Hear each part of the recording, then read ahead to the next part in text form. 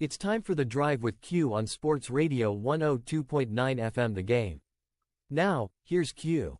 Good evening, everyone. 5 o'clock straight up on the East Coast. It is a Football Friday, what the frig edition of The Drive with Q, coming at you live inside the friendly confines of the SR 102.9 FM The Game studio. Southwest Florida is new in town. I'm your host, as always, Rich Quinones, mi hermano. Angel Martinez behind the glass producing the show, keeping us on the air on this 6th of December, 2024. As always, don't forget the 727-858-6650. We are powered by our wonderful friends over at Zen Auto Concepts in Stuart, Florida, the #1 detailing shop in the entire state of Florida. Of course, fresh roasted coffee for the promo code in the show notes, BYP20, 20% off your first purchase.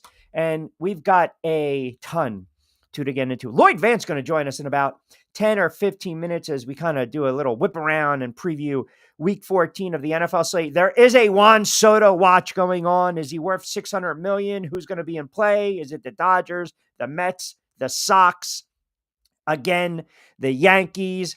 But hey, we're happy to be on the air. Now, let me just say, from the angry listeners and the commenters and the tweeters and those that are hitting on Facebook, sometimes we have, I don't like to call it pilot error. Sometimes there's just technical difficulties and we're still working out the kinks. And I am not one to throw anyone under the bus, Angel Martinez, but I can't really, I can't account for what transpired with no show on Wednesday, Angel Martinez and the Echo, but that's okay. We are happy that we're here on a What the Frig Football Friday edition of The Drive. As always, we want you guys to get in. How about this? How about this to start things off?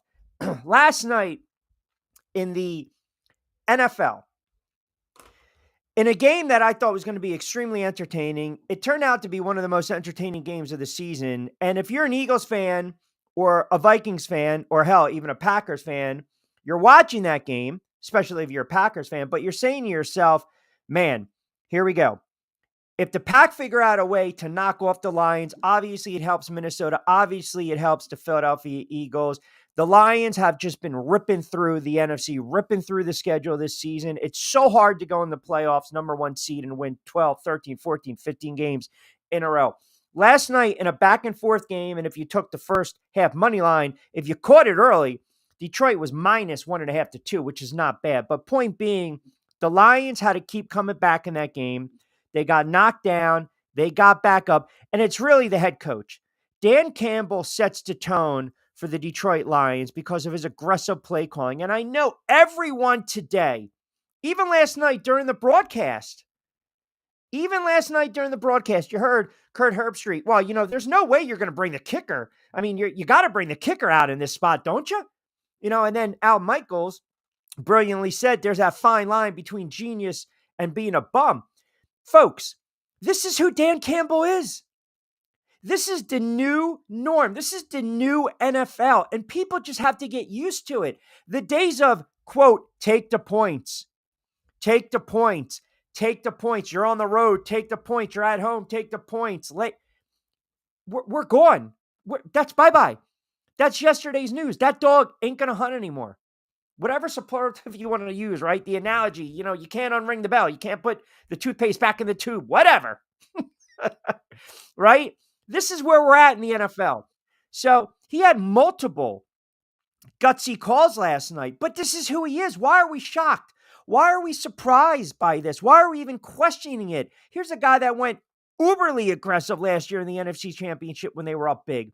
And then the fourth down call, the wide receiver, it should have been routed to another wide receiver with that play, and he just dropped the ball. But last night, what were they, 4 or 5? And then basically, here's the difference. The difference between a Dan Campbell and a Sirianni who we get on, as opposed to, say, a Marty Schottenheimer back in the day or an Andy Reid, or even to some extent like a Tom Coughlin. Parcells was aggressive. Fake punt, NFC Championship in 90, Gary Reason's right up the gut.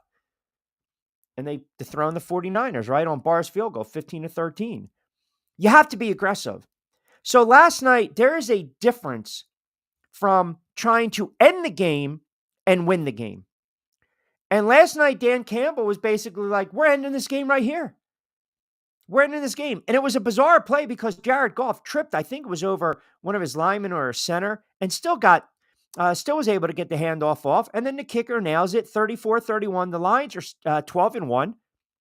And if you're an Eagles fan, you're thinking, there was an opportunity to try to catch the Lions for home field advantage. Now, the Lions still have a tough road ahead to close out the schedule. And I think, and this is just me, think about this. Clinching a playoff berth, Dan Campbell's now minus 200 to win Coach of the Year. I think you can give it to Sean Payne. I think you can give it to Harbaugh with the Chargers. But that being said, they still have the Bills, the Bears, the 49ers, and the Vikings. If they beat the Bills, they're gonna run the table. They're going to run the table. I have no doubt they're running the table. And if they trip up, they're probably still going to win 3 out of their last 4, 4 out of their last 5. So we can talk about the scheduling quirks with the Eagles and Minnesota and Green Bay. They're not getting home field. Minnesota's an outside shot. And then the next team is the Eagles. So you're talking a 15-2 team. But it goes to the new NFL. It goes to the new NFL. And the analytics and the gut at times be damned. Be damned. We're trying to close the game out, which means we're about to win it. We don't want to give the opposition a chance to even touch the football. And a lot of people would sit there and say, well, why would you go for it deep in your own end? And it blew up in their face. But then conversely, he went for it again late in the game where you say to yourself, no, take the points. You got to take the points. Nope. I'm not doing it. Fresh set of downs. Have Jared Goff just maneuver the football, essentially a kneel down, and kicking and be done. So you're going to live by that aggressiveness and you're going to die by that aggressiveness. That's just the way it is. And I'm telling you, I wish there were a lot more coaches like that in the NFL because I still will argue with people. And I was a big proponent of sometimes you got to use your gut. Sirianni at times does it where I'm like, all right, it's hit or miss. But it's like if you're sitting there and you're playing a table game and you're playing blackjack, be consistent.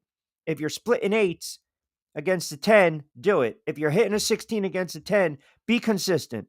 Be consistent. Dan Campbell's consistent. Whether you like it or not, this is the new norm in the NFL. Coaches are being aggressive. 727-858-6650.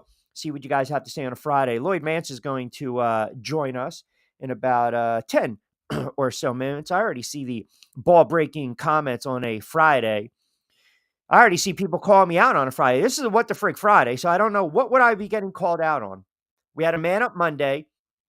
We had nada on Wednesday, Angel. And now we're on a Friday. So I don't know. Hold on a second. Can we get through some of these comments, by the way? You know what? Let's rip through them. Juice of all excuses. Nah. Talking about what transpired on Wednesday. That's not. It's freshly squeezed. What's up, Joey B? Outstanding. Thank you. We appreciate that. Rumor has it there was a boat and fishing rod in the bay behind Brigantine Unit 4. 4 minutes left to get the hell out of here. Get the hell out of here with that nonsense. Eagles, Lions, Bills, Chiefs, Final Four in the playoffs. You foresee an upset. Well, you're talking about the 4 best teams, but I can tell you right now, the Green Bay Packers, they should scare you guys. The Green Bay Packers do not get rattled. They're young enough, they're naive enough, and they play toe-to-toe against Detroit. Look what they did last year against Dallas. The Chiefs are going to get picked off. The Chiefs are definitely going to get picked off. I don't think the Chiefs are legit. The amazing prime stream broadcast telecast suck, period. There, I said it. My only issue is, forgive the voice today, guys and girls.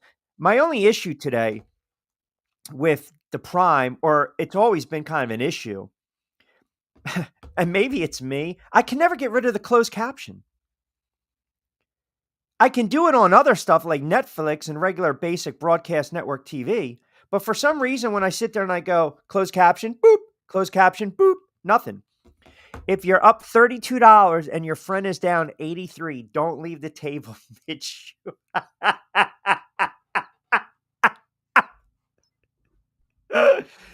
I don't know. We don't know if Lloyd's going to wear the hat today. We don't know if the doctorate degree in Lloyd Vance will be wearing the hat.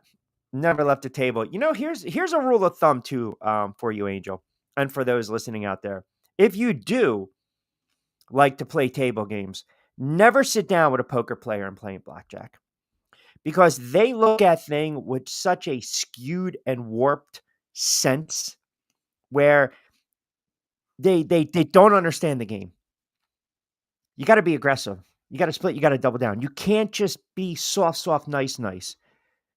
I start to see a poker player at the table, $32 up or down. No, not happening.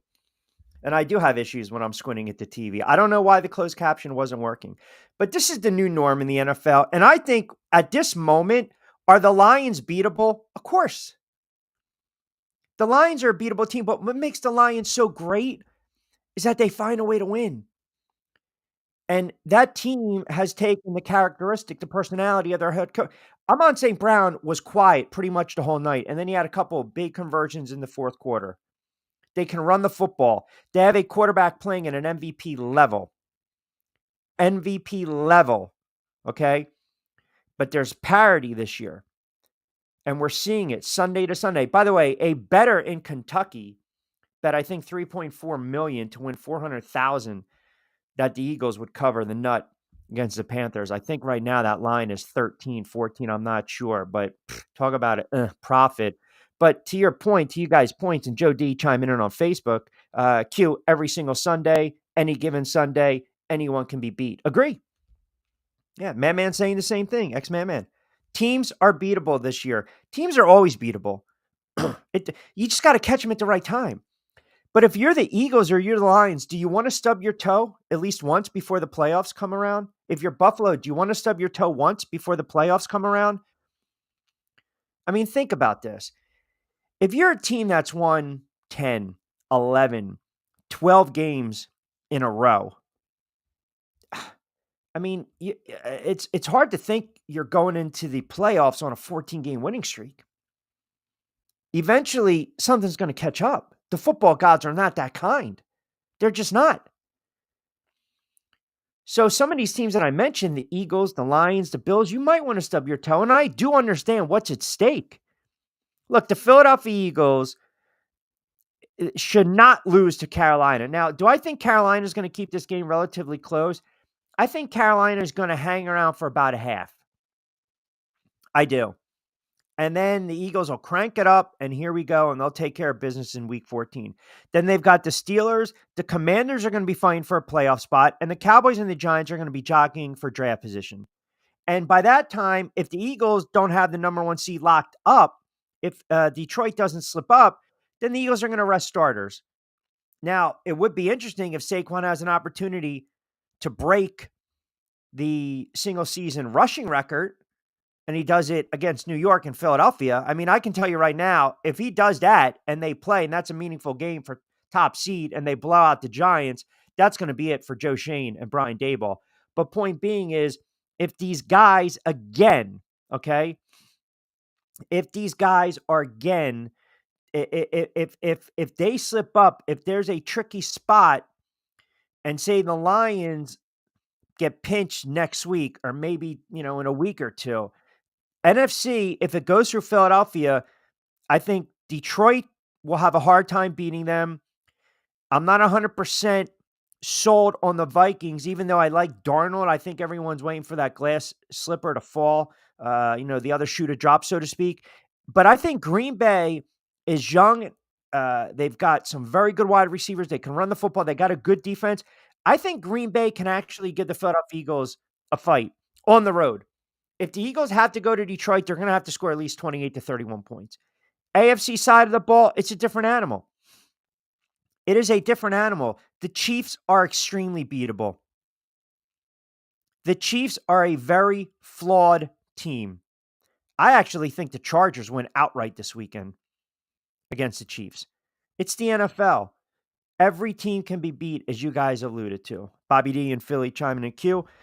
Enjoyable opening as always. Good thoughts on Dan Campbell coaching high school football for at least 20-something years. I was not that aggressive, but I definitely respect the play calling of Dan Campbell. And to your point, you're right. He's trying to close out the game. Why give Green Bay another opportunity late in the game with Jordan Love, I think he meant, and some of those playmakers. But truth be told, it might bite him in the ass like it did last year in the NFC Championship. Enjoying the show.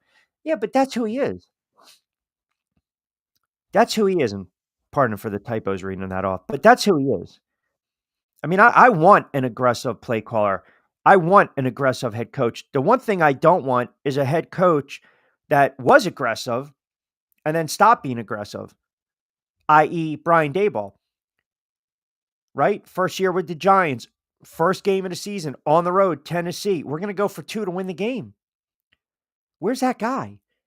I mean, do coaches now, are they not going to be aggressive because of the surrounding cast? Right? Great teams figure out ways to win. You guys have to accept that.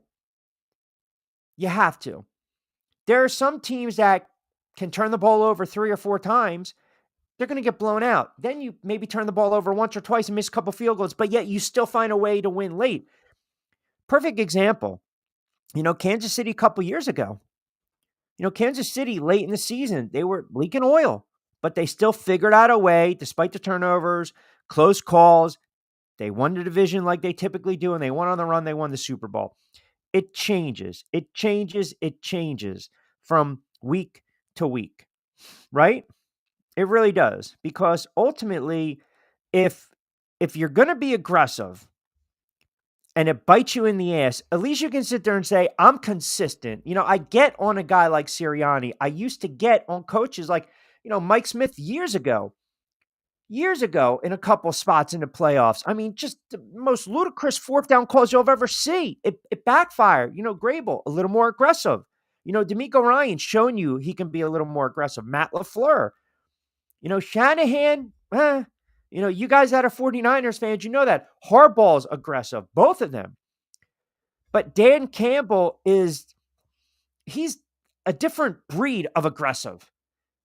Like, I can't see coaches from the 20, 30 years ago. I don't see the Walshers, the Parcells, the Landrys sit there and say, all right, on my 25, 30-yard line, it's 4th and inches, I'm going for it. They're just not doing that anymore. Nowadays in the NFL, they're doing it because they realize we're not going to give the opposition another shot to beat us. And we saw it a couple years ago in the playoff game. We saw what Kansas City was able to do in 13 seconds? Because McDermott, everyone's debating the squib kick or not. Coaches will not take a shot. They will not take a chance to lose a game late like that. But then conversely, you come back and you fight tooth and nail, i.e. Washington a couple weeks ago against Dallas, and what happens? The friggin' kicker misses an extra point. I mean, you can't make this up. There's always spots in these games where these coaches are going to be aggressive. Sometimes it works, sometimes it doesn't. But if you're consistent, then I can live with that. 727-858-6650. Quick timeout. We'll come back on the other side. We'll re-wrap you up. We'll take you up to 6-ish. Lloyd Vance will be joining us, host of Lloyd Vance's Insider Football, SR 1029 FM. The Game. You catch him every Monday at 8 o'clock. Give him a follow on Twitter as well. But we will definitely get to him on the other side. Also, we'll get to more of your comments. We got Q's picks at 5:45. Also, talk a little hot stove baseball, Juan Soto watch, where I think he's going to land ultimately. Keep it locked in on What the Frig, Football Friday edition of The Drive with Q right here on SR 1029 FM Game. Ion Tampa Bay is the latest news, weather, and traffic for Pinellas, Pasco, Ellsboro, Hernando, and surrounding communities. Stay connected on X, Facebook, and their website, iontp.com. Ion Tampa Bay keeps you informed on breaking news as it happens. Southwest Florida's newest game in town. Sports Radio 102.9, the game powered by Ion Tampa Bay. We'll be right back. Adopt US Kids presents What to Expect When You're Expecting. A teenager. Learning the lingo. Today I'm going to help parents translate teen slang. Now, when a teen says something is on fleek, it's exactly like saying, that's rad. It simply means that something is awesome or cool. Another one is totes. It's exactly like saying, totally, just shorter. As in, I totes love going to the mall with Becca. Another word you might hear is jelly. Jelly is a shorter, better way to say jealous. As in, Chloe, I am like so jelly of your unicorn phone case. You don't have to speak teen to be a perfect parent. Thousands of teens in foster care will think you're, rad just the same. To learn more, visit adoptuskids.org. A public service announcement brought to you by the U.S. Department of Health and Human Services, Adopt U.S. Kids, and the Ad Council. This is the story of a very special woman. In a matter of seconds, she turned herself into a great mathematician or an entrepreneur. Her knowledge was limitless and still is. She could also make monsters disappear, especially those that lurked in the shadows under the bed. Once, this woman put back together a teenage girl's broken heart, which had been shattered in 1,000 pieces, just by giving her a bear hug. She masqueraded as a regular person at work, but as a superhero at home. Everyone knows her as Gabriella. I still call her Mom. Your hero needs you now, and AARP is here to help. Find the care guides you need to help, complete with tips and resources at aarp.org/caregiving. A public service announcement brought to you by AARP and the Ad Council. Download the Sports Radio 102.9 FM The Game app and tell your friends that Florida has a new leader in digital sports radio. Bumper guy. All right, welcome back to a Friday. I'm looking at the comments to my left. I don't even want to get in. You know, anytime anyone hears that Ion TV spot, they get a little nervous, right?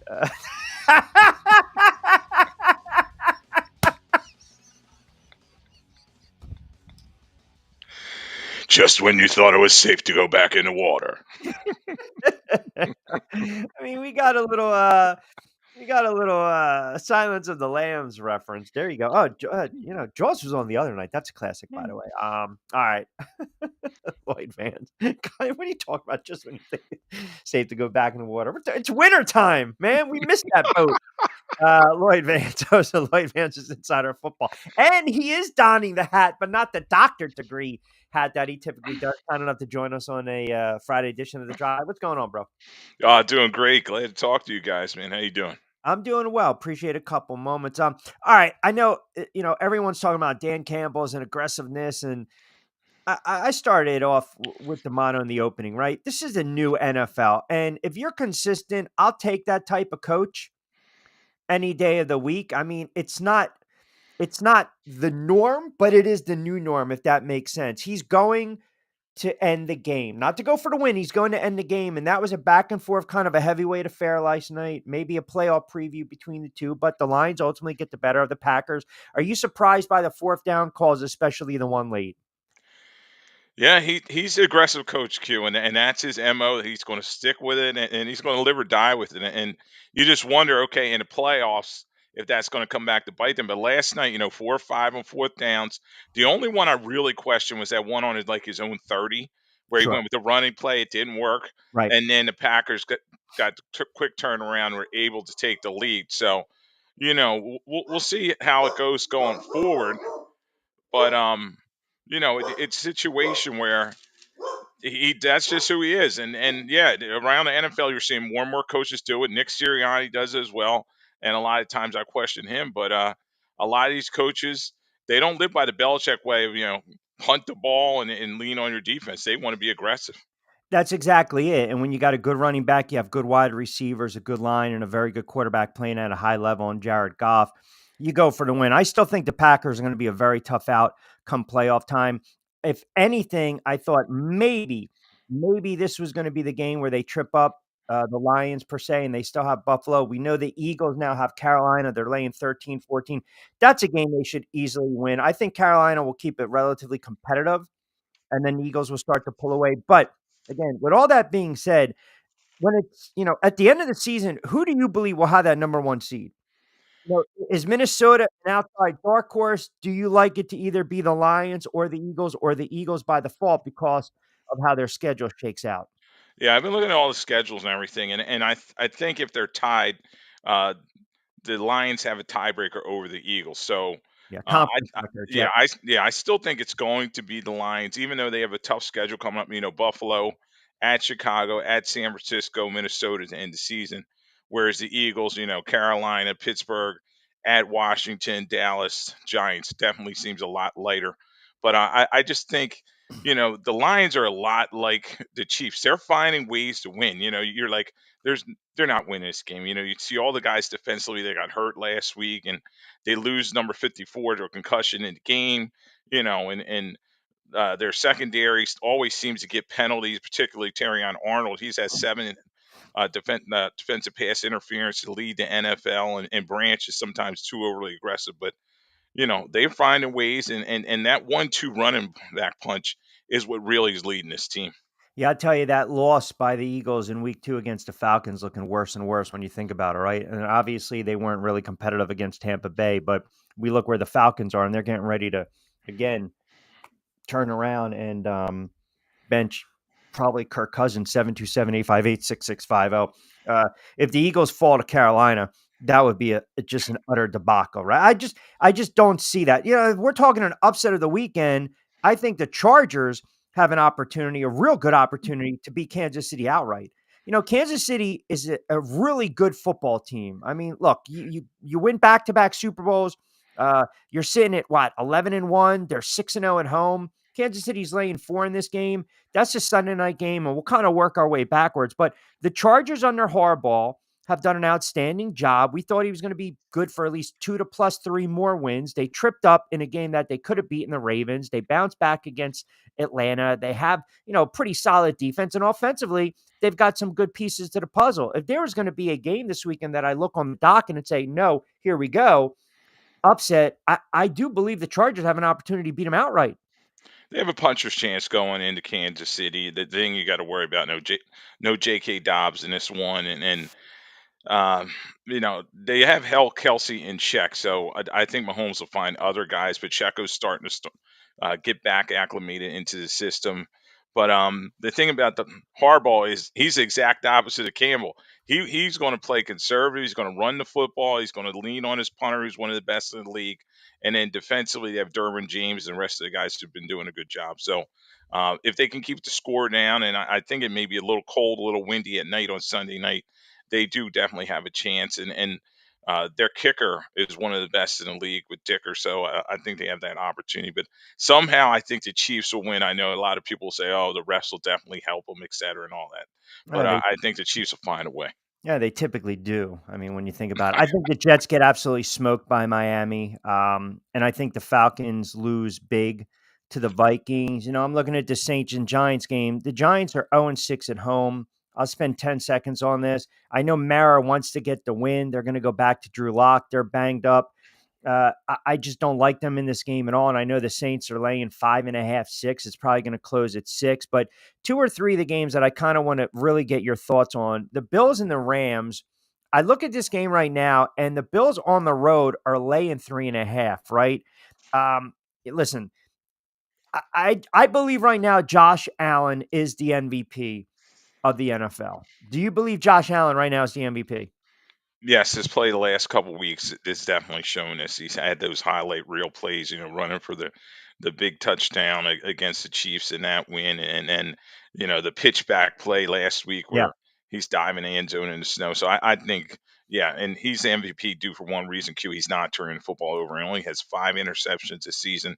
He's playing very efficient, and he's not playing that hero ball they did in pass. He's leaning on Cook.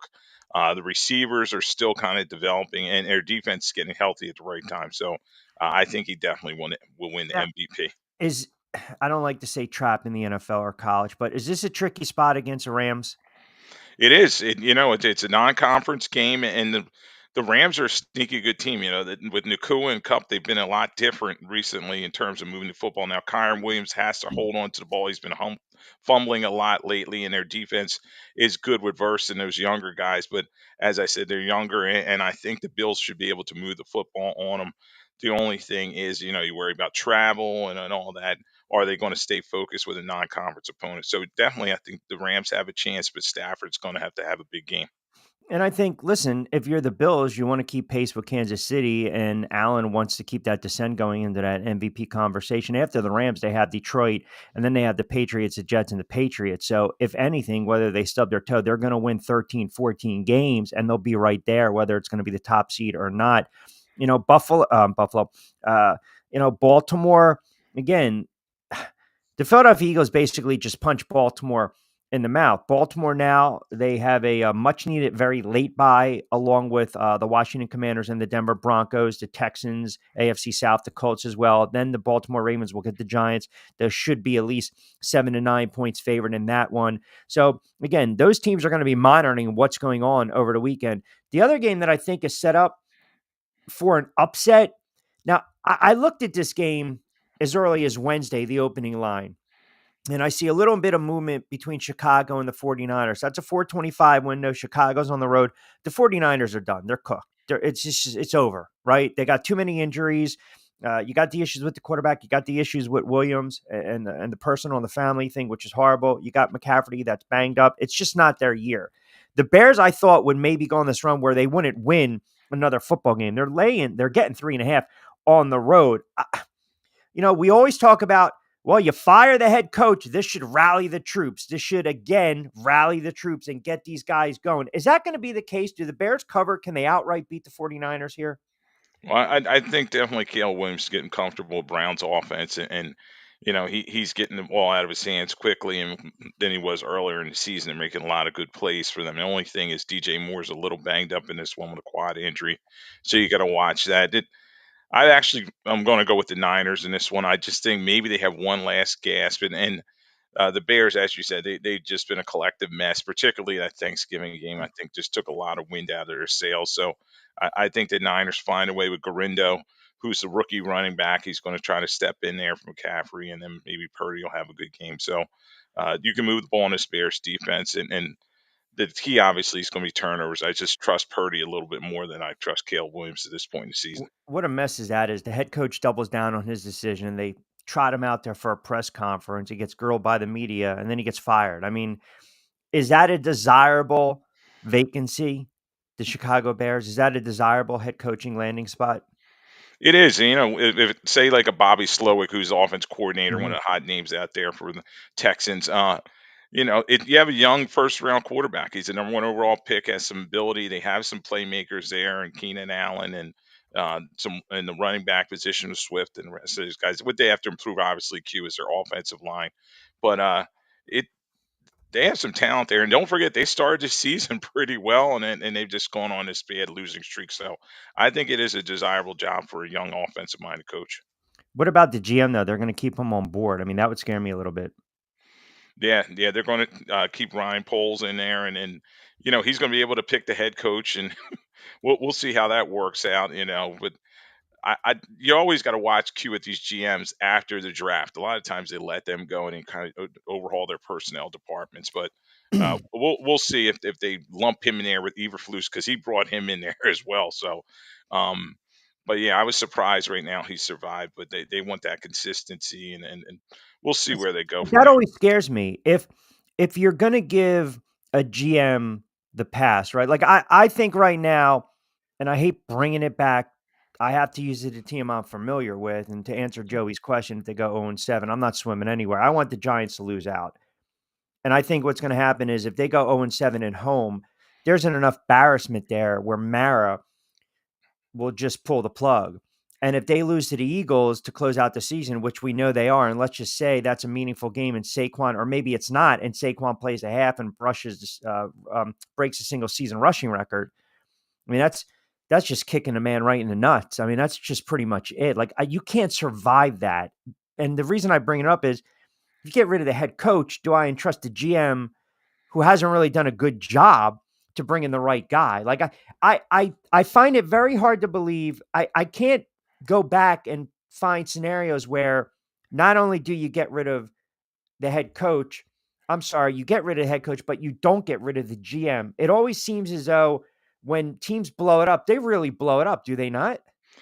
Yeah, typically you want to hire both positions at the same time. You want to bring in your GM and then let him pick who his coach is going to be, because there have been situations where these guys have been stuck, together, and it just didn't work out. They're like, I didn't pick him, and he's not my guy, and Right, all right, that. right. Um, think about McDaniel's, with Denver, and how that turned out. Same type of situation where they have kind of a mismatch there with the GM and the coach, and then the marriage just never went right. So yeah, I think though, Q, I think Mara's been embarrassed enough, and he's going to get rid of both of them. That's my opinion. Some guys I've talked to definitely have that feeling that it's going to be Sheen and Dayball both walking out the door at the end of the season. Listen, you can't go winless at home. You can't go winless in a division. It's one of the worst seasons I've ever endured as a fan. It could be one of the worst in their storied franchise history, 100 years. I mean, think about that for a moment. Seattle on the road against Arizona. Arizona, one of my playoff teams.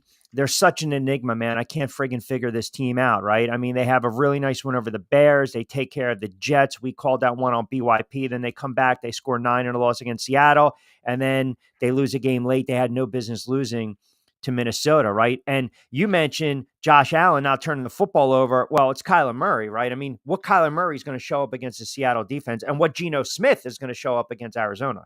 Yeah, it's going to be interesting because the Seahawks, if they allow over 25 points or more, they are 0-5. So you got to watch that. And Smith has been sacked a lot, as you were saying.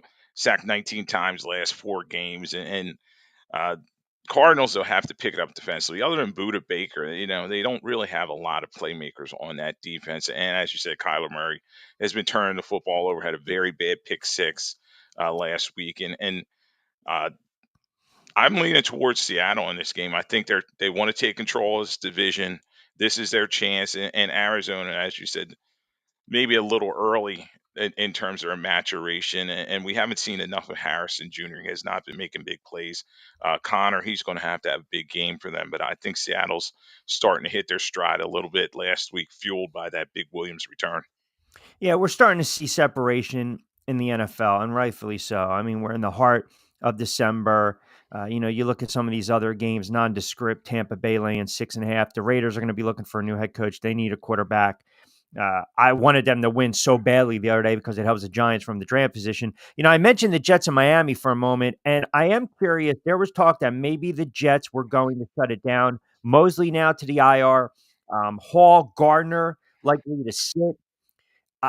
This game can get ugly, man, because Miami is still mathematically alive and their offense is starting to come together. They're laying 6. I don't know if this is a game where Aaron Rodgers just tries to turn back the clock a little bit.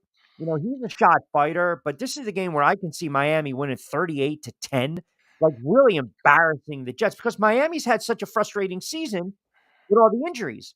And Tua, most notably, give him the big contract, gets concussed a couple times, goes on the IR, misses the games, but comes back. And we're seeing how this offense can really move under Tua and the wide receivers and obviously the ground game. You got a really good head coach. You got a solid defense. I believe they take their frustration out on the Jets. My question to you is, can you see any scenario where Aaron Rodgers is back with the Jets? Or do you believe that Aaron Rodgers will just season ends, they don't want to bring him back, right? And again, test the water, so to speak. And if so, I'm just trying to paint a scenario or picture where this guy could be quarterbacking next season. Yeah, Q. I think the Jets are going to clean house, and you already saw Salah and Douglas leaving, and next shoe to drop will be Aaron Rodgers, and I've talked over and over again about 30 guys that are on 1-year contracts on that team, so a lot of change on this roster. I think Woody Johnson's just going to overhaul it, and um, I do agree with you that Miami, they played very good at home, and Tua, he since he's come back, the team's been a lot different, and you're seeing Waddle and the rest of the guys making some plays. So I think they do win this one big. In terms of Rodgers next season, it's all about ego with him. So I would say, yeah, he should probably walk away because he's 41 now, and he looks like a shot fighter, as you were saying. But maybe like a Tennessee takes a chance on him as a quarterback or something like that. But would he do that? He's such a me guy. Yeah, so when you mentioned that they get rid of Robert Salah, we didn't think it was a very good head coach. and then you get rid of Douglas, it goes hand in hand, right? Woody Johnson was just getting embarrassed. He just didn't want to deal with it anymore. I think the Jets' failures this season, I would say 85% is on Aaron Rodgers, right? And the other thing is, to be fair, it's like with Daniel Jones. He's coming back off a really bad knee injury. You're expecting a lot from a guy coming off an injury like that. And I'm not going to say they should have had a little more patience, because I was over it. And once they were going to bench him, you knew they were going to release him because they didn't want to pay him because he wasn't going to play. They didn't have to worry about him getting hurt, right? Follow along at home. Now you got Rodgers. You put all your eggs in Aaron Rodgers' basket. He wants his guys. He wants Hackett. He wants the players. He can't throw the ball more than 10 yards. He just can't. He's not moving around as well.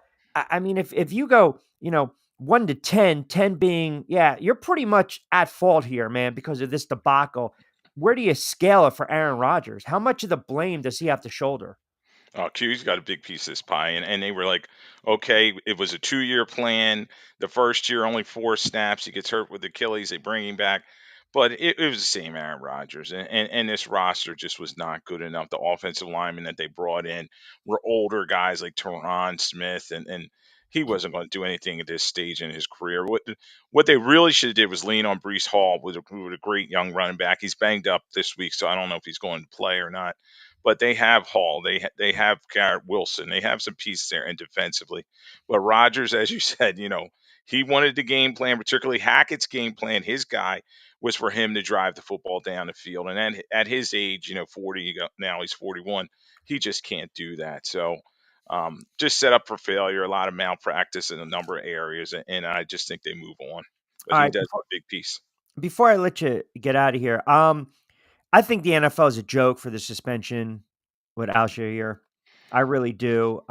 I text you and you were like, hey, well, I think about this. He could possibly appeal it. I've been going back and forth with listeners, guys on Facebook, on Twitter, my friends.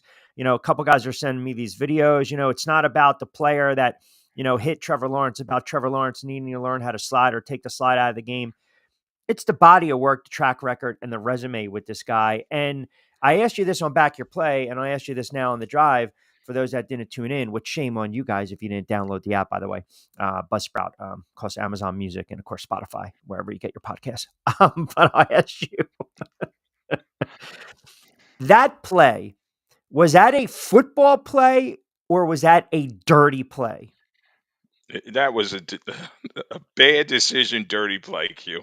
He Okay. made that decision. He's sliding, and where he hit him, he went high on him. And now Trevor Lawrence, they basically shut him down for a season. He's on IR. He's not going to play the rest of the season.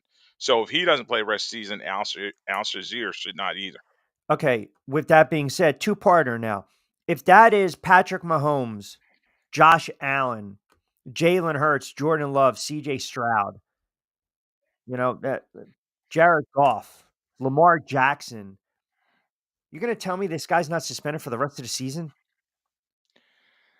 Yeah, it's interesting how they see these things, and he's a big piece. He's a captain of the Texans, and they're a playoff team per se, and they probably didn't want to take him off the field, blah blah blah, all that stuff. But yeah, I just think he should have had a bigger suspension there, and I don't think he's going to appeal it, but he could. You see a lot of times these guys appeal these things and stuff, but to me, like you said, his comprehensive body work just reminds me a lot of Vontaze Burfict, a guy that they just eventually, the league had to say enough's enough. You're doing all these crazy things, fighting with the fans on the way out, and just painting a bad picture of the league, everything they don't want in the league now. It's an offensive league. They don't want their offensive stars hit, particularly around the head, and always these frontline quarterbacks. So, if something happens again, Q, yeah, he's going to be suspended a long time, like maybe 10 games or so. So he needs to clean up his act. I know D'Amico Ryans was trying to, corral him, but that didn't look like it was working much. All right, and then I always say last one, but again, you know me, got to get one more in there. And then the Ravens, I'd be remiss if I didn't mention this. They suspended Deontay Johnson because he didn't want to go in the game the other day against the Philadelphia Eagles. I mean, this is when you don't, these kind of stories or suspensions or behaviors typically will come out when your team is 3-13, 2-10. Not when you're jockeying for, potentially the top 2 or 3 seed in the playoffs and you're trying to win the AFC North and you're trying to make a deep run into the playoffs. This kid played 39 snaps for Baltimore since he was acquired from Carolina. So he's got 1 catch, 6 yards for the Ravens. He was the leading receiver for the Panthers for 7 games with them this season, right? So he's got some talent there, but obviously there's been some, issues, behavior. So the productions drop off. Here we go. Harbaugh's like, hey, I'm going to be non-committal whether this guy's going to remain with the team. Typically, you don't hear this when you have a pretty good football team, do you not? You don't. And I talked to some guys from Pittsburgh, and he had a lot of incidents there, and the Steelers were like, enough. He's a pain in the butt, get him out the door. Inconsistent in terms of drops, and he goes to Carolina, as you said, gets a big contract, and he's not fitting well there. And then they trade him to the Ravens. Ravens like, okay, we could turn him around. They've had some guys in the past with checkered pass, and but this situation is just not good. And he's another guy. It's all about him. You know what I mean? Yeah. You talk about these diva receivers, and I don't know why he would have a diva attitude because he's always been kind of an underachiever in his career, Q. And the team is built around Lamar Jackson and Derrick Henry, so he should just be glad to be part of a championship team. And he's the type of guy who's probably going to look back and say, you know what, I missed an opportunity here. Yeah, he had a nice year a couple years ago, went over 1,000 yards with Pittsburgh, right? But as you mentioned, again, you think about it, risk to reward was a 3rd round draft pick, but the last couple seasons has definitely really underachieved. Hey, give Lloyd a follow at Lloyd Vance. He's always kind enough to join us on the drive. And of course, Back to Your Play, where we handicap a lot of the NFL action. You can catch him Monday at 8 to 9. Lloyd Vance's Insider Football, donning the doctorate degree hat. There you go. Hey, there. The BS degrees, as we like to call them. Always appreciate you, brother. I know we're going to squeeze in a BYP either today or tomorrow, and we'll dive a little more into these lines. But always appreciate a couple moments, brother. Thank you. All right, guys. Have a great week, and I'll talk to you later. All right, my guy, Lloyd Vance. How about that? Bringing the lumber on this What the Frig Friday. Let me get to a couple. You know what? Let's rip through a couple of these comments, and then we'll do the picks. I want to get a little hot stove baseball as well. 727-858-6650. Nick in Neptune chiming in. Q, I think you hit the nail right on the head about the Giants. If they go winless, not only in the division, but at home, that's enough to make Mara pull the plug on Shane and Dable. Was never a big fan of Dable. Thought he was a bully. Didn't like the way they mistreated and handled Daniel Jones. 727-858-6650. To Nick's comment, Daniel Jones didn't live up to that $160 million contract. You guys know I'm not a fan of Brian Daboll. I think it's been hit or miss with Joe Shane, but the argument, the debate is going to be let them draft their own guy. Do I have confidence they're going to draft the right quarterback?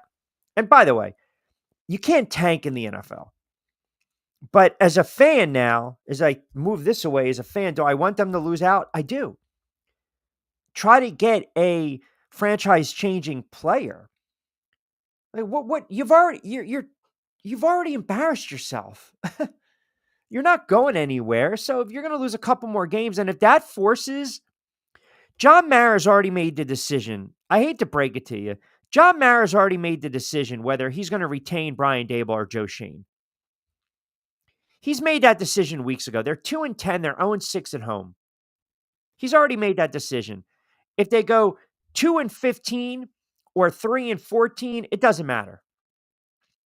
He's already made that decision. But I am not confident in any of these quarterbacks coming out of the draft. I'm not. And I hate this notion, sexy name, Hunter, Sanders, Ward. Listen, I can't even act like I have the great breakdown analysis. I'd watch these guys play. Hunter's a great player. Is he going to want to play 2 ways? He's not going to do that in the NFL. Sanders has skill. He has talent. The kid is tough. I like Warren. Cam Ward's a good player because I watch a lot of Miami because, I'm a fan of Miami. Those are games we talked about a lot with Costco. Nick Costco when he joined us. But I can't sit there and say these guys, especially Sanders or Ward, that these guys can flat out play on Sunday. I don't know. Nobody knows. Nobody knows. 727-858-6650. Besides taking a break, let's do this. I'll have Angel have a moment to cue up the, no pun intended, cue up the music on our Week 14 picks, by the way, on the Drive with Q, powered by our good friends over at Fresh Roasted Coffee. This is part of our Back Your Play edition of the show. BYP20 for your first purchase, 20% off Fresh Roasted Coffee. You know the weather is changing. You want a little hot toddy, why not? Visit my friends over at Fresh Roasted Coffee. Check out the link in the show notes on the YouTube channel below. Save 20% off your first purchase. We've had an up and down last month or so, but I'm feeling myself a little bit. No comments coming in. I'm feeling myself a little bit with these picks on a Week 14 in the NFL, where the players always back their play. Hit it, hermano.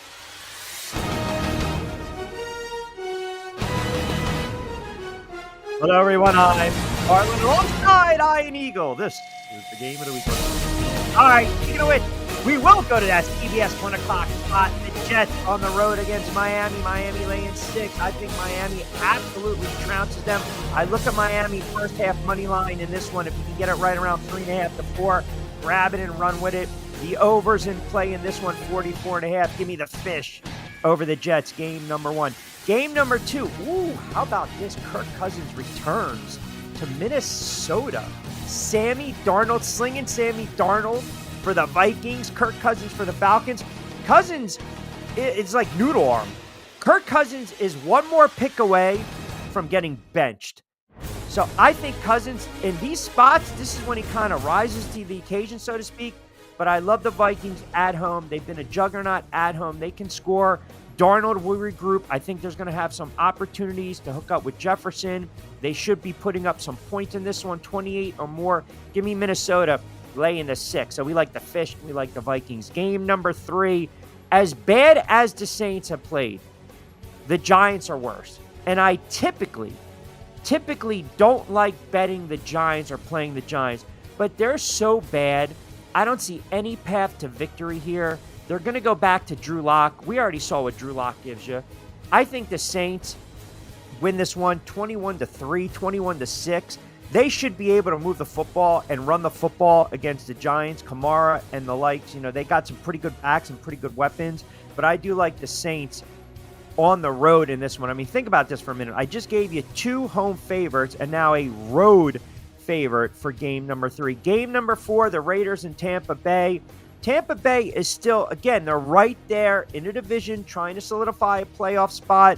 Baker Mayfield, the good Baker, the bad Baker, which one's going to show up? All of a sudden, boom, we had 4 or 5 weeks of Tampa losing and a couple of bad Bakers. Then they bounced back and they beat the Giants, they beat the Panthers. They're beating up bad teams.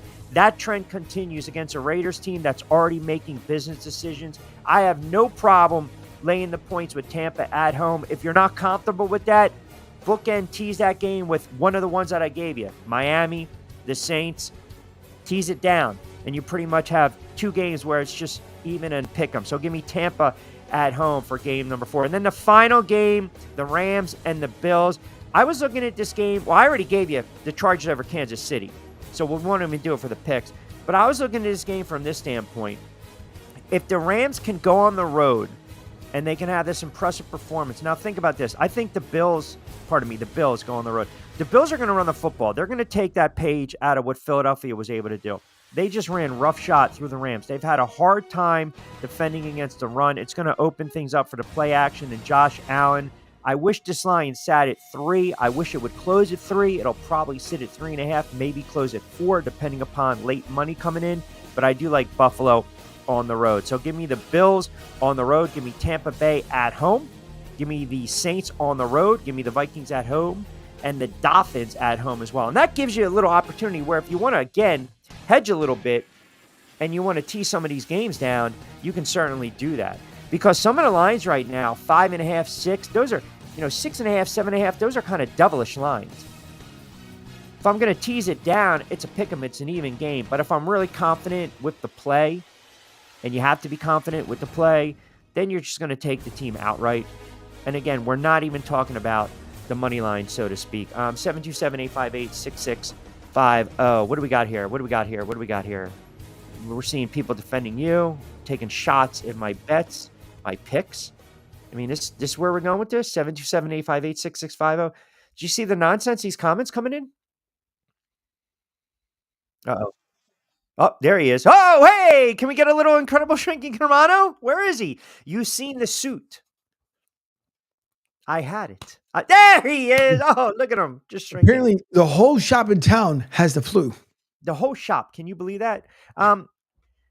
Joey B going, taking some shots at me here. With Giants on the money line? No. Do you see that? No. In what world are we thinking? And by the way, you shouldn't want the Giants to win. If the Giants lost, I will get a perm. This is all natural hair, man. The curls, stop it. Or not on your best day. X-Man, are we officially blaming Angel Wednesday? Can we make him do the walk of shame?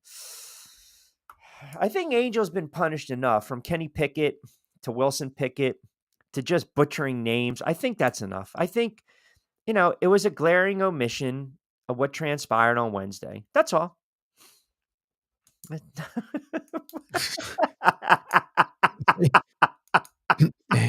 Just fine. No, you missed the top one. What is this? Q struts in the club with the legs.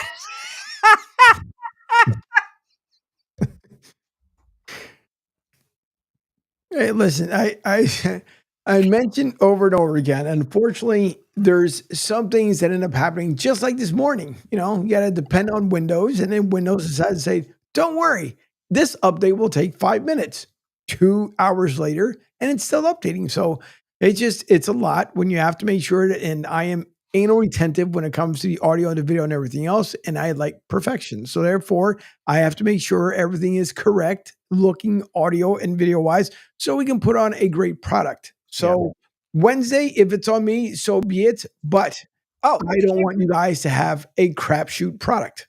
By the way, we are, we'll tease the audience. We have something a little unique that Angel and I are working on that we potentially will launch on Wednesday as well. Little outside the box gambling, and which might not be, again, the listeners' forte, but that's okay because we've got some eyeballs that are interested in the concept. So we'll probably put that together on Wednesday. We'll keep you abreast of the situation.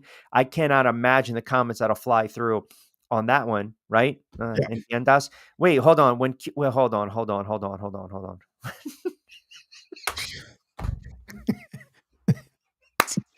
The X-Men, man. Do you see the on IG the the Chuck Norris, the like the Chuck Norris gifs and the comments? Like when Chuck Norris goes swimming, sharks are afraid of him, stuff like that. Yeah. That kind of reminded me that working on a random tip distribution machine for Delilah's Den. So let me, hang on for a second, because X-Man just reminded me, and thank you, by the way, for the comment. As you're drinking coffee, it's like perfect timing. What did you say when we were talking about when the waitress comes over and she says, what? I'll top you off, hon. Yeah. So the other day we go to eat. One on the road. Exactly. But we end up going to lunch the other day with my dad. It was myself, Debbie, and me. And I was waiting for it, and I kind of had like a small giggle on the inside. So she comes over, she goes, "How you doing?" I'm like, and she looks down at the coffee. I'm like, "Where's top you off, hon?" Like, you can't go to that. You cannot go to that diner. The waitress, by the way, they always got a short name, right? Meg, Marge, Meg, Jen, Flo, Sally, right? My grandmother, her name was Dorothy. They called her Dottie. She was a waitress for like 30-something odd years in New York. And that's where I actually learned the top you off, hon, freshen you off. Because when I was a kid and I used to hear them walking around saying, top you off, hon. Right. That's what they do. One for the road, freshen you up. Yep. Give you a little more. Anything else you need? I mean, that is a tough friggin', you're on your feet all day long. So kudos to the wonderful waitresses at the diners in this wonderful country of ours. And the comment, by the way, on the Gentlemen's Club. So let me ask you etiquette. I'm curious. I want the listening audience. I want you guys to understand this. And if you agree with me or not, fine. If you don't, frig you. I don't care because it's a What the Frig Friday. When you used to go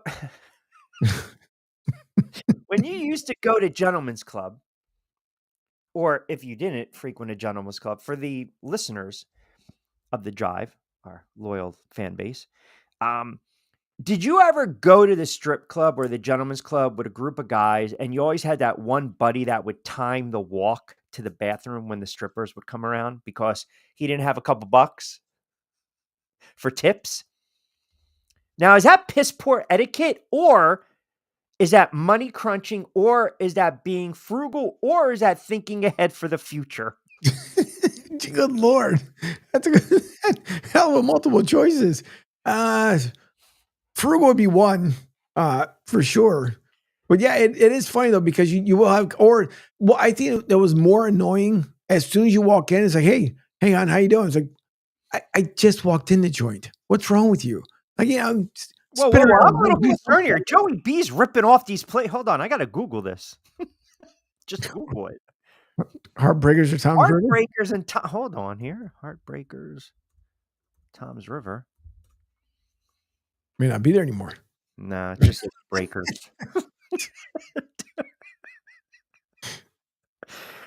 Uncle Charlie's, Union City. Nah. Mm-mm. Do you remember Wizard's Angel? That was on Chestnut Street. Yeah. I used to DJ there. Really? Mm-hmm. I was a runner. Put him in the bathroom, the mush. I was a runner. Yeah, I was the wire guy. I would, with my guy Tommy Daz, one of the best DJs in the history of South Jersey. I met him probably 20 plus years ago at a bar. And I remember it was like one of those beat the clock kind of nights, right? Right. You know, you get the wings. And at the time I was dating this girl. I went to Paris with her, by the way. I kid you not. If I could have gotten away with pushing her off the Empire State. Or, I'm sorry, the Eiffel Tower, not the Empire State. It was just brutal. That was probably back in 2000. That was a long, long time ago. But I met him. And a bunch of assholes. Seriously. Yes, take notes. And we struck up a good conversation. And he's like, "Oh man, you really know music." And I was like, yeah. So he had me kind of like learn, the ins and outs. And my first gig was in Shalene's, which is in Westville, New Jersey, off of like 47 Delsey Road. Right. It's not for the faint-hearted, man. And I'll never forget, we had the 2 turntables. There was CDs at the time, and he was like shit-faced. He's like, "I'm in the bag, man. You gotta finish up." And I'm like, what are we doing here? And again, this was like, the baptismal by fire. I'm thinking to myself, all right, this is where I'm going to go. This is where I've come to die. I'm going to get my feet wet, but I'm going off my way. So, I grabbed the microphone. I was like, "Everyone having a good time. Hey, best roast pork sandwiches and peppers and olives." And they were like, "Shut the fuck up and play music." And I was like, I'm like, or whatever. So like, I'm starting to sweat. Now I'm starting to get a little nervous. Now I'm getting a little disheveled. And I'm like, all right, this is not good. I grabbed the first CD I find, and it was the Charlie Daniels Band, and I just played "The Devil Went Down to Georgia." Oh, no. But here's the caveat. They loved it.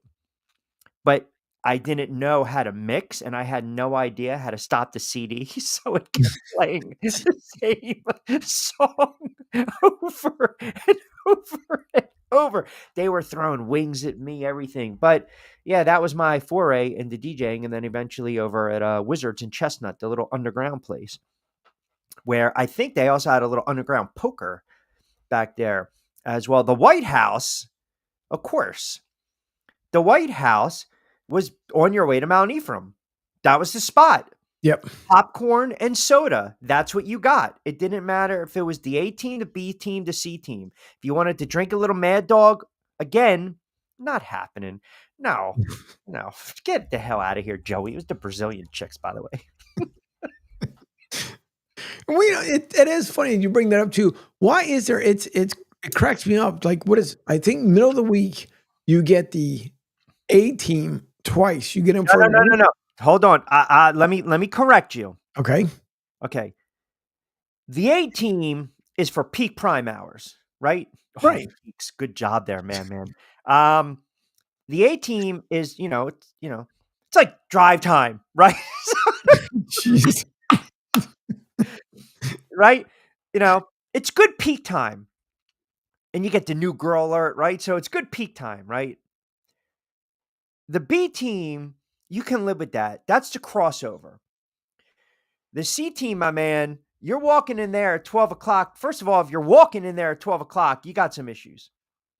Because the last thing I want to do is walk into that type of establishment and either just try to unwind with my friends or have a little pop or get a little glimpsey of the look-see or the little, peekaboo, whatever. And I see the buffet to my right and I see the girls getting ready to go on stage eating the buffet. I don't need to see that. I do not need to see that. And all of a sudden, Star is having some wings and all you hear is, Star, stand by. Star, diamond on deck. That's the team. And I got to be honest with you. It's not my cup of tea. Joe, it's not there. Unfortunately, it is no longer there. You talking about, wait. You talking about my Club Iguana? No, in Tampa. Oh, well, there was a Club Iguana in Jersey. Yeah. And then it went to Top Dog. The one place. So this when I got out of the military, I lived in Maryland. Yeah. There was a place out in Baltimore where with my former boss, if you remember the kind of like the original Nextels, not the phone, but it had, it could have been used for a phone too, but it looked something like what the cops would end up using. But we had those. There was we had 6 of them at our job. But anyways, he decided this one afternoon, we were coming off from the BWI airport as we're putting up the gates and stuff. And he was like, hey, let's go over to Wagon Wheel. So what the hell is a Wagon Wheel? So don't worry about it. Let's go in there. All right. So we walk in. Now, did you ever watch Sergeant Bilko? No. All right. Well, then, how in some movies they walk in, it's like the old speakeasy where flip the bar around and, they pretend like they're playing, just like regular, I don't know, not even poker, just regular cards. Like it wasn't something illegal. Well, we walk in and we had both of our Nextels on our right hip. So as soon as we walk in, the guy was like, hey, how's it going? I'm like, good. Walk straight in. And then before you know it, he does this 2-finger tweet type deal. And all of a sudden, everything stops. I'm like, what the hell happened here? So 2 other guys walk behind us. He goes, is there anything I can do for you? I'm like, I don't know, soda, beer. I mean, I don't know. What do you offer? He goes, yeah, not in this place. What the hell? That didn't make it didn't make any sense. Well, then one of the other guys who was still at the airport is trying to find out exactly where we are. So I pick it up and I start talking to him. And the guy looks at me after I'm done and goes, wait, not Baltimore 5-0? I said, no. Well, what makes you think that? He goes, the radios you have in your hips. I'm like, no. I said, even if we were, why would I walk in with the radio on my hip like that? That's where we work at a construction site. The guy goes, okay, does one snap, a tweet, and then poof, everything goes back to live. I'm like, what the hell is that all about? That's unbelievable. Back in the day. That's unbelievable. Wow. That's ridiculous. E and Philly chimes in on Facebook. Q, you breaking down the gentleman's club like you're handicapping a fight or a football game is hilarious. Listen, the A, B, and the C team. That's it. I don't know how it is down. Well, I mean, I know in Miami. I don't know on the Tampa side or the Tampa Clearwater side, but I can just tell you from experience and working in those establishments, you stay away from the buffet and you steer clear of the afternoon crowd. A lot of the places too, and I would imagine in Florida, you can't wear bandanas because that reps your colors. Did you know that? Yeah. There's also a place down here which kind of made me laugh. When you're driving by, they always had different things like, hey, happy hour 4 to 6, whatever, blah blah blah. So the one time there was apparently I guess a direct competitor down the street and across the way. So it ended up driving by the one time, it says hours don't stink. You can just let your mind run on that one. But I was like, are you freaking kidding me? It's like, what? It must have said something because a day later you drive right by and then it was gone. See you later. Can you get man's list?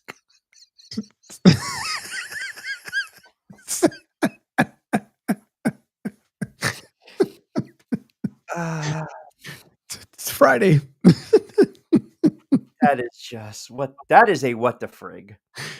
Sure is. Yeah. Was that place called Krabby's? I forgot. Was it? Remember those shirts when you were a kid back in the day? You know, all I went to Florida and all I got was this sucky shirt. Yep. That was. Yeah. I'll make you guys a bet right now. I think the majority of you, I think half of you are degenerate enough to say the C team is fine. The other half would sit there and say, it's like watching the friggin' Giants and the Saints in December in the snow. No thanks. I want no parts of that nonsense. None whatsoever. By the way, are you following the Juan Soto watch? Little hot stove baseball as we close it out. Yeah, but it's. I mean, supposed alleged someone said it. He's possibly the Red Sox will make a deal for him. Pete said no way. He doesn't believe that would end up happening. I mean, you would have to be up in the high sevens if that's the case. Okay. We talk about the Dodgers. We talk Right. about the Mets. We talk about the Yankees. We talk about the Red Sox. Just bear with me. Can you envision a scenario where the Phillies try to make a splash? Or do you think they're going to sit out the Soto sweepstakes? I would want to say that they probably would, but seeing that they're looking They rested on their laurels. I Right. thought maybe the Phillies. I thought the Phillies. They're open to moving Alec Bohm, right? They're Yep, open to Luis moving Castillo. Tatiana Yep. So I thought, the Phillies, I figured, all right, you know what? Why not? They could.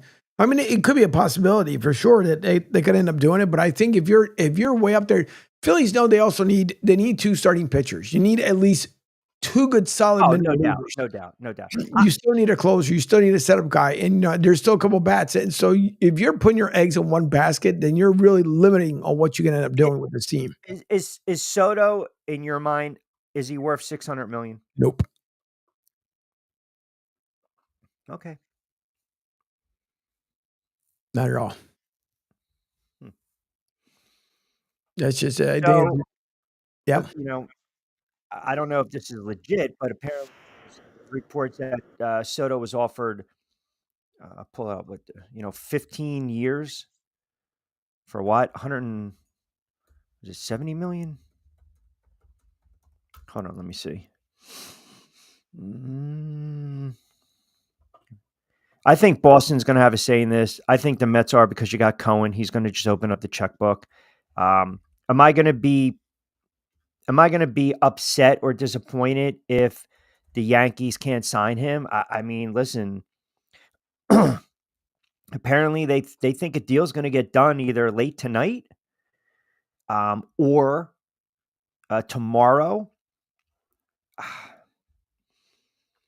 I think it's the Mets or the Yankees. I really do. And if it's the Red Sox, I'm going to be pissed. But the Yankees still have open holes too that need to fill. That's what I'm saying. Like, you're spending so much money, and I understand it. Listen, they're loaded. I get it. But at the same time, you have needs. So now you have to kind of structure out. Yeah, but you can't let a player. I'm not saying you pay him that, but you can't let him walk. Jesus. What happened? What did I miss? I'm looking at something on the wire, and all of a sudden I have a feeling. What do we got? Let me go to Joy before I go to X-Man first. C team. Hold on. Hold on. Let me hold on. C team was just fine after 12 Miller Lights and 4 shots of Jack Black. What was that? Johnny Walk, Jack Black in 1990. Joey B, what are you doing? I'm so old they serve Zima at Gentleman's Club. Let me tell you, let me stand up for the Zima drinkers, because back in the day, not only did I rock a flannel and a Knicks hat, but I walked into a house party with a 12-pack of Zima, and 2 were already missing because I drank them outside. Wait, hold on. Wait for it. What kind of contract would the C team get? 3 things, 3 thongs and platform heels per month for 3 years. I mean, I'm not discrediting the C team. I'm not.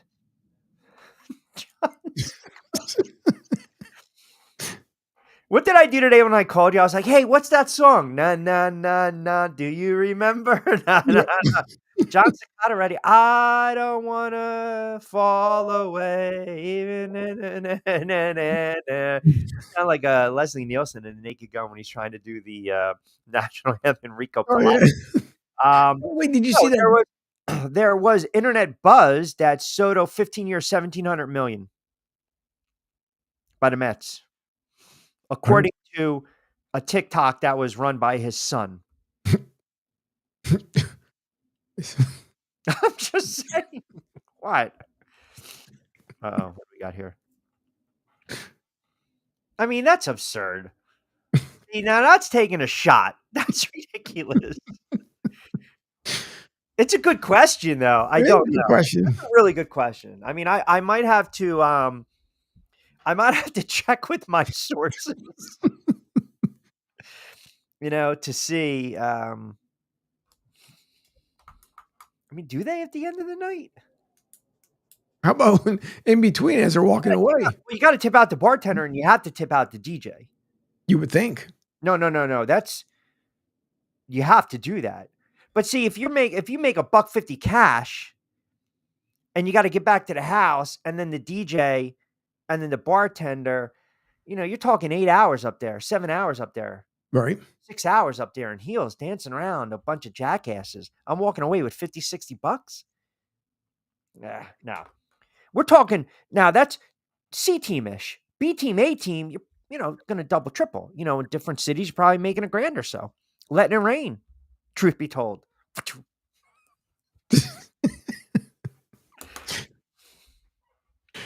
I mean, Joey's comment right there is uncalled for. You know what he's doing right there? He's stereotyping. Is that what it is? Yeah, you see the last comment? Yeah, I see it. Yeah, fire it off. Go ahead before we get out of here. Went to the gentleman's club. Did he armor all the dash? Would you follow it up with? I didn't have DJ equipment. I had to use their equipment, man. I had a turntable, I had the stacks of CDs, and I had a couple of XRL cable. That was it. I mean, seriously, that's it. And I had my heart and my guts. That's what I had.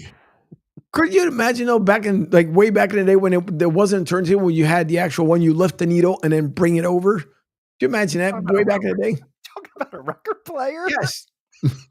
Or if you had the 8-track, hey, Marge, bring me the 8-track. Stop it. No one's DJing with an 8-track. You never know. Oh, Never. That's just, now you're embarrassing yourself, and you know what's going to happen after that one. No, I was not Paulie D. Paulie D gets banged when he does the casino spots. He had a nice run up in Vegas at one of the hotels up there for like 6 months, where he did what the heck they call that when residency. Really? Yeah, he had a nice chunk of change. Look, we can actually, we don't even need the music. This is what he would do though. Ready? Watch. It would just be like this. Oh boy. Oh Jesus. Are we strobing? That's all it would be. I didn't need a lot of $60K. I'm telling you, Vegas. Yeah, he was making bank because he's got 2 houses in Vegas now. 2. The last one he bought, apparently he upgraded. So he purchased the first one, and that was kind of like if he was going to stay in Vegas or not, because he was going to plan on going back to Jersey. Then there was this other house apparently he liked, sold the first one for the second one, and then kept that one, and apparently liked a third one that was there. That was an upgrade. So he's got 2 of them over there. Yep. See, man. Enjoy Beanos. Okay, so here you go. Before we get out of here, here's the what the frig moment on a Friday. All right. Here you go. And we will let the guys chime in on this because you and I have been talking about it for a while. Hang tight, Kiki. Hang tight, mommy. You're okay. Go to sleep. Here you go. The what the frig moment. Hawk Tui girl. We all know her, right? We all know Hawk Tui girl created a coin and then earned $50 million from that coin. And now, I guess my what the frig moment of this Friday is if you actually turned around and invested in that and you lost money, you're a moron. Yep. Are we on the same page here? Joey, I got to call on the question that. I mean, come on. I'm not a fan of Hawk Tui girl. I'm not. She doesn't move me. Hawk Tui girl to me is C team.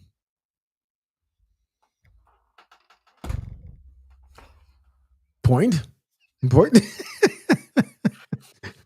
I mean, you have to be $50 million from a coin. Yep, and then supposed alleged the guy, the so-called mastermind behind it is Howie Mandel's son-in-law.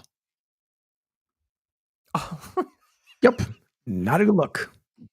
Listen, at no point would a coin's existence ever even hit that type of market cap, right? What? Hold on. What is X-Man Man? Why do hunters like strippers? They know a nice Between dad jokes and other stuff he's got going on, goodness gracious. No, not even B Crew. No. Nope. No. Wait, where? In Des Moines? Yeah. Iowa? Yeah. Iowa residents would be pissed off. He's taking her to Miami. I'm sorry. Not even walking through the door. No, but she's the one cleaning up the scene. At the end of the night. How do you invest into something? First of all, and they made the whole thing is if they get away with it was number one, everybody knows anything you do on the Cayman Islands, there's already a super red flag that's going up. That's number one. Then supposed alleged. There you go. Forget about my next idea. But then she says that this was, or not her, excuse me, the guy that represents the company says that it was all done pre-sale. So not only are you getting screwed the first time around by buying into it, and when it never goes public, you're getting screwed for a friggin' second time. So it's like, what are you going to do? I mean, this is why I've had a ton of folks reach out to me about Bitcoin and they want to come on the network and they want to put on a show this and the other. Nope. Sorry. I've got no time for it. And there might be two actual really good legitimate companies that are out there, but the other ones, no thank you, because then you get hung out to dry. Yeah, nobody wants to get screwed twice. I'm just saying. We 50 million though. I mean, that's absurd. That is a what the frig Friday moment. That is. Go ahead, close it out. Go ahead. See, the other one, he should. No, we give an inch and these guys take a mile. That's what they do. We give an inch and they take advantage of the comments and the comment section. Old school still has the watch singles and a rubber band. It's like my cousin Vinny. I got you $200. That was like in Donnie Brasco. What are you doing? A wise guy carries his money like this, like a bean on the side. They exchange Christmas gifts to cards, and all of a sudden, like Johnny Depp gives Al Pacino like $200, and he's like, "Hey, let me borrow some fazools." I like between that and it was a Goodfellas when he says, "What didn't I tell you? Don't buy anything. What are you doing?" I just texted my buddy that line the other day. He's like, you're not understanding. The car is under my mother's name, Jimmy. Are you not listening? That's such a great movie. Is it better than The Godfather? Oh, craps. Oof.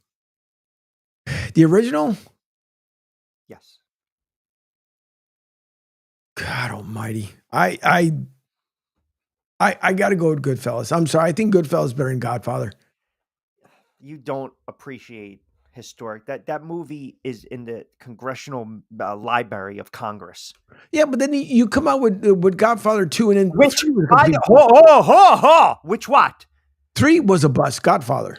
Well, of course it was. It was horrible. I mean, Right. you had the Cuban Andy Garcia trying to play Vincent there, getting all bent out of shape.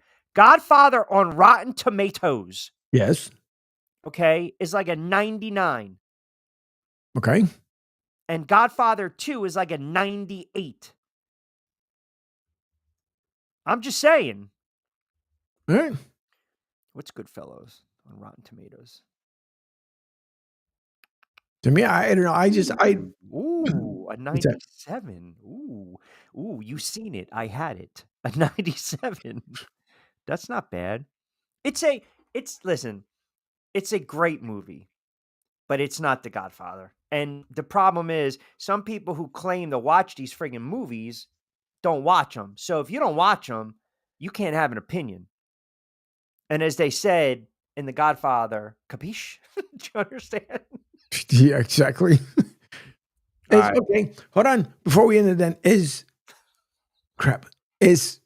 was Scarface better than The Godfather? No, but Scarface is a cult classic. Okay. You want to ask if Scarface is one of my all-time favorite movies. All-time favorite movies. And I'll tell you another very underrated movie is Carlito's Way. And I'll tell you something else. Al Pacino was so loyal to his friends who were fellow actors that he would always find roles for them in other movies. Yeah, that's true. So if you go back to the original Godfather, and the actor that was, I think he was dating Meryl Streep at the time, passed away of cancer, John Cazale. He was also in Dog Day Afternoon. He was Al Pacino's like partner in crime in the movie, right? He was also in The Deer Hunter with Robert De Niro. But Pacino, if you remember in Scarface, the great scene when he said Chichi the Yayo, that was Angel Salazar, who was a comedian. He was also in Carlito's Way. And also the scene in the hotel when he goes, I am Hector, right? And then he goes, Marta. Hello, Marta. And he shoots him right on the street. That character actor was also in Carlito's Way. So he always takes care of his friends and his fellow actors, unlike some of you guys chiming in right now who are just not even backing me. That's ridiculous. Bronx Tale is an amazing movie. Wasted talent. Amazing movie. Yep. Did you really shoot that man over a parking space? Used to happen in South Philly all the time. It was 1963. The Yankees sucked, and I didn't give a fuck. 2-2 on the hard 4. Now that was a really great movie. But I think Goodfellas is a classic.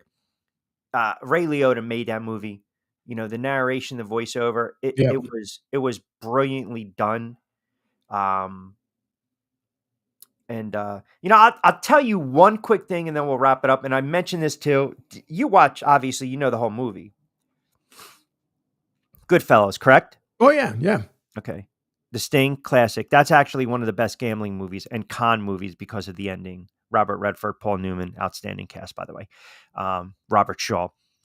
So in Goodfellas, there were two, at the time, the FBI agents, so to speak. One of them was Bo Dietl. Bo Dietl was a New York cop. My father knew Bo Dietl when my father was a cop in New York. Bo Dietl was also, he did a lot of stuff on Imus in the Morning, on The Years, on The Fan. But Bo Dietl was also the lawyer in The Wolf of Wall Street. Holy crap. If you remember this. So in Goodfellas, the scene was when the girl wanted to get her hat, and he goes, "I'm not driving out to Rockaway for a hat." Yeah. He pulls out of the driveway, and the guy goes, "Don't you move, I'll shoot you, blah, blah, blah." And he goes, "If that was a wise guy, I would have been dead. I wouldn't have hurt him, but only a cop can talk like that." That's Bo Dietl. Oh, interesting. Yeah. A very good character actor, but he played that role perfectly. So, all right, we got to start wrapping up with you goofballs, A, B, C team, whatever. Don't forget, Monday, start the week off right, Pete Shepard Show. Listen, I have a lot of useless knowledge. That's all I can say. I always wanted to be the guy that did the Turner Classic Movies. That'd been good. Are you kidding me? I mean, I'll give you this in the close. Ready? What movie we're gonna do? I'll give you The Sting because that was 1973, right? You know, from 1973, Robert Redford, Paul Newman, Robert Shaw, Robert L. Jones as Luther Coleman, The Sting. That's it. I got my nice suit on. USA's Up All Night. There were B movie classics. Which side girl was the hottest for Henry and Goodfellas? Ooh. Wow. Well, the one she was just absolutely crazy. I mean, do we even need to? That's a good What was the brunette? What's the brunette's name? Crap. What the hell was? I mean, I get it wrong because if not, I'm going to get hung. I'm no, not and it's not. You're not talking about the whore in number 2C, Janice. Janet. Yeah. No. We're not talking about Janet.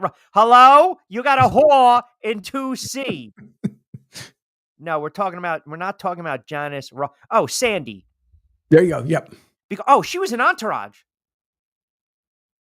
Yeah, Debbie Mazar. Sandy. Yeah. Hello, Superintendent.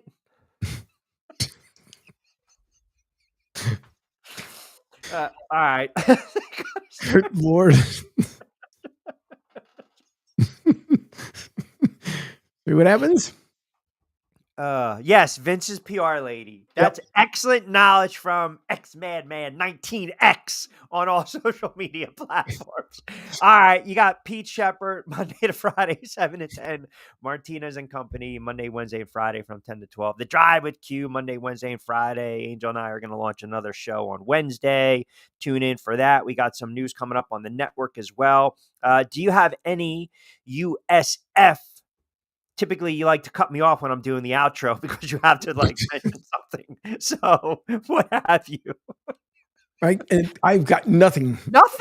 Nothing. I mean, you got to have something. Well, no, because the girls played the boys. The guys are on the road. They're in the back home the following week. What is it? Yeah, so they're back home the following week. So they're on the road. They had just a home game not too long ago. On Monday, and then the ladies had their game on Wednesday. And then beating Merrimack out there from Massachusetts. So there's nothing. And obviously then USF is playing in Hawaii Bowl, but obviously I'm not in Hawaii. So therefore, I'll be doing as far as the coverage from the TV end aspect of things, but that's about it. And then getting ready for the bowl games as well. I know for Live Quest, we should be covering that one. We're waiting to see what happens with the Gasparilla Bowl and the Pop-Tart Bowl. So I'll keep everybody informed. Tom in Summers Point on Facebook. Q, do you know who played Tommy's mother? Come on. Martin Scorsese's mom. Stop it. I mean, seriously. What are you trying to get me on that one? That was, the Xmas party. Yeah. Yep. Yeah. It's it's so funny too. And the part, I always thought that Morty, it reminded me of the character Crazy Eddie back in the day. Remember Crazy Eddie? His prices are insane. Yep. But Marty just, the fur coats. Yeah. Yeah. Jimmy, I told you the car is under my mother. And then the other guy, what's his name? The Italian guy, when he goes take the coffee to go, Ajavage. Every single one of them. Yeah. Oh my goodness. Oh man. Listen, don't get me wrong. It's up there. It is definitely up there, but I still think The Godfather. I watched all of them on VHS, like as a kid when I was sick during Christmas. I had the old tape recorder, which, at time, not the recorder, the VHS recorder at times was not a good thing if you left, stuff in there. Right. When you're 16, 17, 18, you have to dispose of the evidence. The last thing you want is mom going in the room to do a little dusting and cleaning, and all of a sudden, It goes from squigglies to clean. Yeah, exactly. So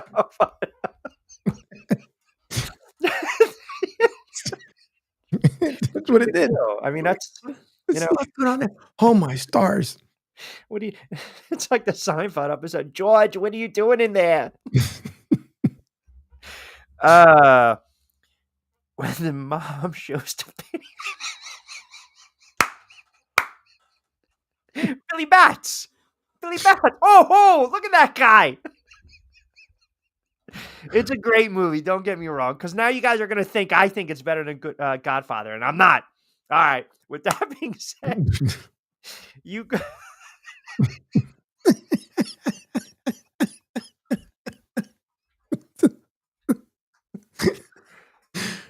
have a wonderful Friday night and sports weekend. As always, be safe. I don't know. That was one of these days, I swear I'm going to have to print them out and just put them behind here. Like the best taglines ever and just throw it up in the studio. Those conversations were not popular in my household. Oh my goodness, you guys are too much. All right, you goofballs. Good stuff. We appreciate you guys always chiming in. Don't forget, catch Pete Monday 7 to 10, Angel 10 to 12, myself from 5 to 6. You guys why can't I get out of here? It's just constant comments. I mean, I know exactly. And it doesn't matter. It's on the YouTube channel, so we can let the audience see it right there. And no, there was no Johnson. You guys have a great Sports Friday and weekend. We'll be back in the saddle Monday. Don't forget, new episodes of BYP up on the YouTube channel. Rich Q on Q. Angel Martinez on the other side of the glass producing the show. As always, we appreciate all the loyal listeners of Sports Radio 102.9 FM The Game. You guys be safe out there this weekend, please. We'll talk to you Monday. As always, I'm Rich Quinones. Hasta luego, buen día.